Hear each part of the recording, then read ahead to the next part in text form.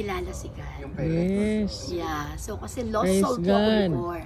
Praise Because God. it happened. Running so fast, no more worries. We're gonna split now. Today our concerns will gently fade. When you're dreaming about the weekend, no more anxiety. Hello, magandang hapon. Dito ako ngayon sa Canada, Slively, Canada. Alam nyo, marami ditong Filipino community at ngayon, kakausapin natin sa yung isang from Pinas pumunta dito. Tingnan natin yung mga tawag natin na Canadian Dream. So let's see. So ngayon, ang pagkaalam ko, nakabili ka na ng bahay. Magkano naman dito yung bahay na matawag natin na presentable? Ito po sa amin kasi si husband ang bumili nito. Saka parang duplex po to pero 255 lang nabili namin to eh. So very affordable. Okay na po yun. Nice catch po yun. Yung 255,000, 1,000. that's times 40 sa Canadian dollar, peso.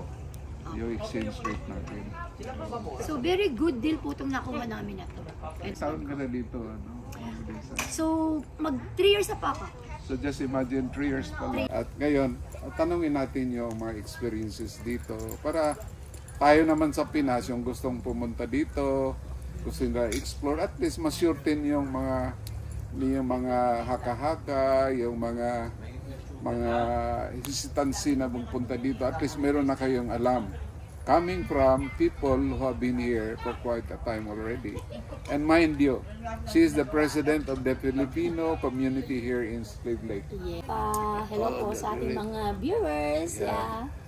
Yeah, my name is Odessa. Yeah, I'm from Slave Lake, Canada. Ngayon, itanong natin sa kanya, ano bang naisip mo na magpunta dito sa Canada? Bago yan, sabihin mo muna sa amin kung ano ka ba sa Pinas. When I was a teenager, I used to do a movie. I'm an actress. Artista tayo! Opo. Dati po. Folks, may artista tayo dito ng interview. Yeah. Sige. Opo. And then, I started at a GMA7 as an actress. And then, at the age of 17, pumunta na po ako sa Japan and I used to live in Japan for 28 years. Jackpot tayo dito sa interview natin. Artista folks, patuloy yan. And then, after nasa Japan po ako, my manager called me again to go back in the Philippines. And then I started doing workshop 2014 ulit po sa Star Magic. Yeah. So some of may mga teleseries din po akong nagawa. Then, pero alam niyo naman po, ang mga pagiging artista, that is not stable job. Alam niyo yun? It's, ano siya eh, kumbaga, hindi siya pang lifetime.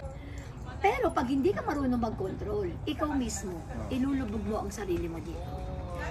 It's very easy to get a credit card here. Yeah. Napakadali po. So, syempre, pag ikaw nagkaroon ka dito, yung credit score mo, if you are used to live here for almost 1 year or 2 years, madali ka, bangko na mismo ang lalapit sa'yo. Totoo po yun. So, dapat i-avoid nila yun. And then, kapag nakabagbigyan ka talaga dapat ng opportunity, invest. Save money. Kasi ikaw mismo eh. I heard some na ganyan na may mga 11 years, 15 years na sila, pero they are decided to go home kasi mas okay sila doon. Siguro po yun, dapat po, yung iba kasi, dapat huwag sila mag-expect. Yung expectations na pumunta ko sa Canada, sabihin nila yung Canada dream is okay. Hindi. Dito po kasi kapag hindi ka masipag, hindi ka marunong makisama, hindi ka po. So, anong pinakamagandang panahon dito sa Canada?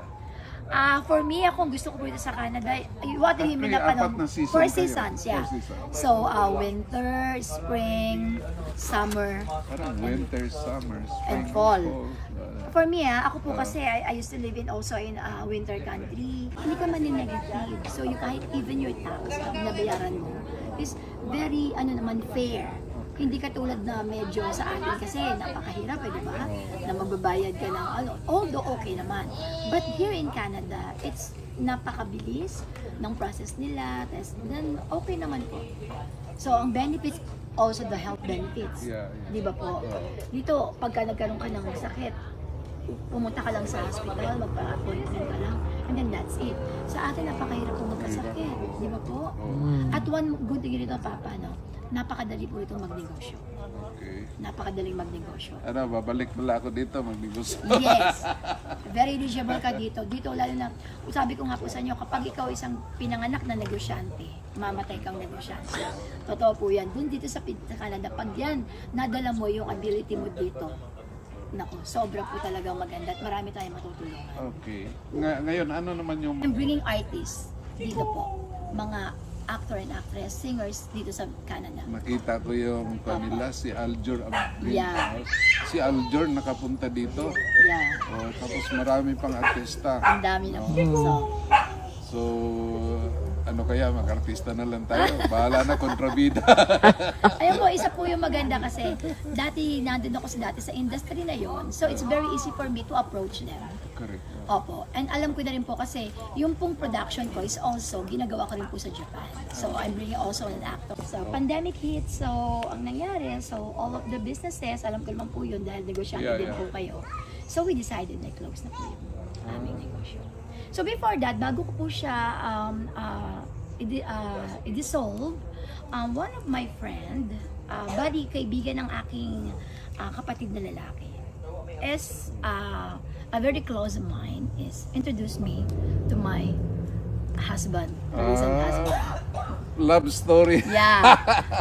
So after the doing business, being an actress, businesswoman, yan, and then naging widow, and then so syempre hindi ko naisip na mag-asawa, so I make myself busy to do a business.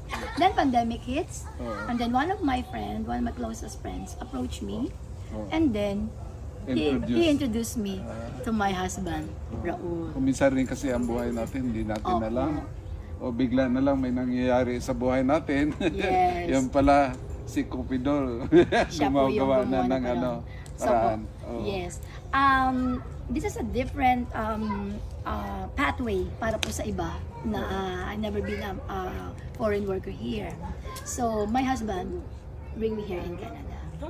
So 2020 we started chatting. Yan po yung mga naging istorya namin. And then 2021. Folks, yung mga chatting pala, epektibo yan. Totoo po yun.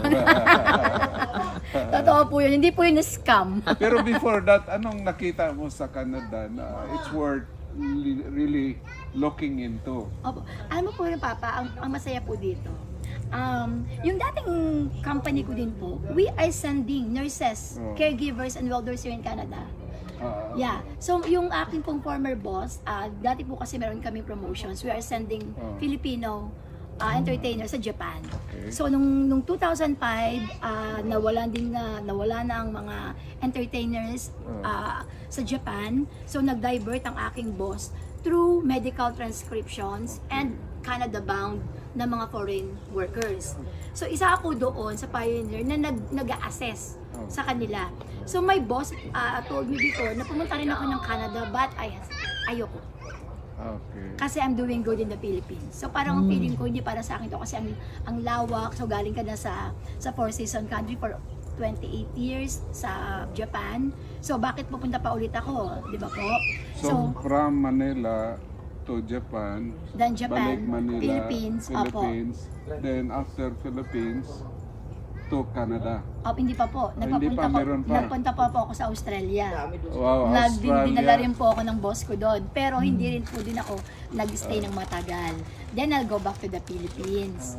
Then yun na lang po, Japan and Philippines na lang. Then, nakilala ko si Raul, yung aking asawa. Siya ang nagdala po sa akin dito sa Canada. So, anong nakita mong positive na pumunta ka dito sa Canada? Ang isa sa maganda dito po kasi sa Canada, syempre po, as a businesswoman, may isip mo po, di ba, na syempre, kapag ikaw kasi, once you're a businesswoman, you always be a businesswoman, di ba po? Correct. So, I tried naman po na magtrabaho. So, I tried to work in hotel as a server. Pero syempre po parang hindi ko siya na talaga para sa akin na nahihirapan ako. Parang syempre once naging boss ka na, nagkaroon ka na. Ang hirap po, di ba? Na bumalik ka doon sa ganon business. So yung pong business ko sa Japan, dinala ko po sa Pilipinas. Wow. Yes, so I did a company. So anong nangyari? Bakit iniwan mo yung Pinas? Okay. Ito po ang paganda. This is the one good about my story. So during I started my business. So meron akong partner na Japanese. So I used to be a vice president of the construction business in Japan and also in the Philippines. So it's what do you call this? Ito po yung mga waterproofing. And then the question is why I'm here in Canada. So after okay yung negosyo, okay yung maganda yung buhay ko doon. So pandemic hit. And I decided again na mag-stop na po ulit because I have an opportunity again coming from Japan. So meron po ako dong negosyo sa Japan. So I have a construction business sa Japan po, and I used also to marry the Japanese, but he already passed away. Saka huwag kalimutan, pag dito na tayo sa Canada, trabaho. Opo, Pag yan. sinabi nating spiritual things, Yes, opo. spiritual tayo Tama malalim, po yan. then of course, lakwat sa rin. Huwag Opo. kalimutan yun. To Opo. make life more enjoyable. And Papa, I would like to thank you both. Itong Canada kasi syempre, bakit isa sa pinaka-importante sa buhay ko na dinala ko sa Canada? Dahil dito po ako nakakilala. Dito ko nakilala si God. Yes. Yeah, so kasi lost Praise soul po ako God. before. Praise Because God. it happens, I have a tragedy in the Philippines. Yeah. So lost soul po ako. Yun ang isa sa pinakamaganda nangyari sa akin. Praise God. Nakilala ko ang Panginoon dito sa Canada. Folks, what a story to tell. And If you wanna break down